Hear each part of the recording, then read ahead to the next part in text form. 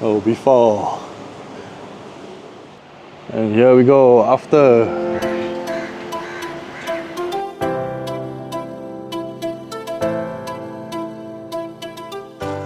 Hi, good morning everyone. This is a new video today, but it's a bit different. It's not going to be so much about food.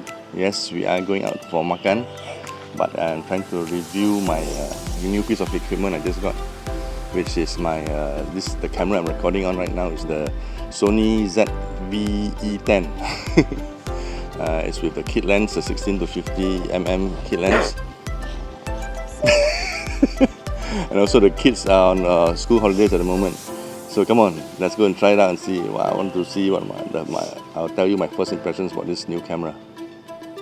Okay, so today now we are here at Ananda Bahwan for breakfast. This one is the one along Jalan Utama, one of the bigger Ananda Bahwan restaurants here in Penang Island. So breakfast usually we order order the toast, roti and the naan. So all of us ordering. So the reason why I bought this camera is because I have some old legacy Sony lenses and equipment. So this Sony is actually an E-mount APS-C sensor camera. So it's going to work as a photography camera as well as I can use it. I'm trying to use it for video to compare it with my DJI Pocket 3. And so far it looks okay lah. But I think there are pros and cons to using this type of camera. I think first of all is the DJI comes with a gimbal. That's the main plus point for the DJI, and the image is much more stable. So comparing it with this one, I can see that I might need some kind of better stabilization to use this camera for video. So actually the camera is on a tripod right now and it looks quite okay lah. I'm not sure because I tested it yesterday also with while walking around. So without a gimbal, it kind of shakes a little bit lah. So not so suitable for handheld unless you have a proper gimbal. You can actually turn on the digital stabilization. But once you done digital stabilization, it's gonna shrink. It's going to shrink the image down about 30-40%. So take note on that. Okay, now I have the steady shot on. I'm holding the camera with my hand, and this is what the image looks like. Okay, I'm taking the video from the same position, but this is with active steady shot meaning it's going to crop even more, but the digital stabilization is higher. So this is the view you're going to get from this kind of stabilization. And this one is without any stabilization. I've turned off stabilization, so it's getting the almost the full view of the lens on the sensor. But I think it might be noticeably more shaky without any stabilization. Oh, very good Rava masala toast. Rava is the one they put the suji. What? Suji flour. Oh, Suji flour. It makes it more crispy. Masala is the rava is the spiced potato they put inside. If you just say rava toast, then there's no filling. Yeah. Just the crispy thing. Huh? Rava masala toast. So the great thing about having an interchangeable lens camera system is you can change the lenses around, and also this one comes with kit lens of 16 to 50 millimeters, so you can actually zoom in and zoom out using the kit lens, and the kit lens is pretty good. It works pretty well. Anyway, video you can only record video from I think f-stop 3.5 anyway, so you don't actually need like a very good prime 1.4 f1.4 lens or anything with this camera. The video which comes out I think is pretty acceptable. I think sometimes the focusing might hunt a little bit depending on how, or maybe I'm just not used to the settings yet. So that's one thing I still need to find out and see how good it is. So apart from focusing, I think it works pretty okay, acceptable. The good thing about the APS-C sensor is it gives a bit more depth of field to the image quality. You can see that the separation from the focus and the unfocused parts, or the bokeh they call it, is pretty good. It's better than the DJI. I've set the video settings to this. I'm using auto white balance basically. So you can see this particular clip here is a bit cool, and then the next one is becoming a bit more warm. So I guess it hunts a little bit in terms of that also. So if you are shooting in the same area, it's better to fix your white balance or set it back manually lah. Then you get consistent video quality. But I'm just testing out this camera, so I didn't do that.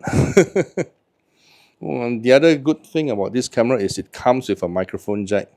So I'm actually using the DJI Mic 2 receiver connected to the microphone jack of this camera. And then I'm connected to a wireless DJI Mic 2, which I'm using in the videos. But obviously now I'm recording offline. After this, there's a little clip after this, which I recorded during this session eating lor mee at Seng Thor lah. So basically, you can listen to the wind noise and the and ambient noise coming in from the back. I find that the DJI noise reduction is better than this Sony. You can listen to this clip after this one. So we're trying out the new camera lah. See how it goes. I had to take from this angle because if I put it over that side, then my face becomes too dark. So I'm just trying to see what's the difference between using an APS-C size sensor compared to the 1-inch sensor on the DJI Osmo Pocket 3. So overall, I think the dynamic range handling, everything is quite pretty good for the Sony. It's comparable to the one to the DJI. I have noticed some pixelation going on when filming in darker spaces. So maybe low light handling, I still need to do some tests and see whether is it okay or not. In terms of image stabilization, definitely you need to turn it on. These videos are all taken without image stabilization. And also when the next one you see, I zoom in with the 50 to 50 mm, you can see much more noticeable camera shake. All right, so definitely this is another thing to consider when you're using a longer lens. So okay guys, here's the comparison between the Sony and my DJI. So hopefully you can see some kind of difference in terms of photo quality or video quality. The lens of the Sony is a little lower than the DJI because that's like the maximum height my tripod can go. So, but the good thing about the Sony is the LCD screen is much larger, so I can see it from where I'm sitting down here. So the Sony has a 16 to 50 mm zoom lens. So it has the versatility of zooming into my subjects when I'm taking video. Whereas the DJI obviously is a fixed lens. So I think it's like 12 or 14 mm if I'm not wrong. Right now on my audio, I'm recording through the DJI Mic 2, which is connected to the microphone of the microphone jack of the Sony camera.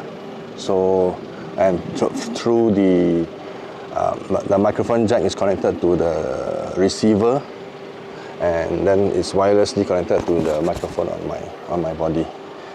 But the thing is about a Sony body like this, why I actually got it is because it's very useful, because I used to have a lot of Sony bodies and lenses. So I was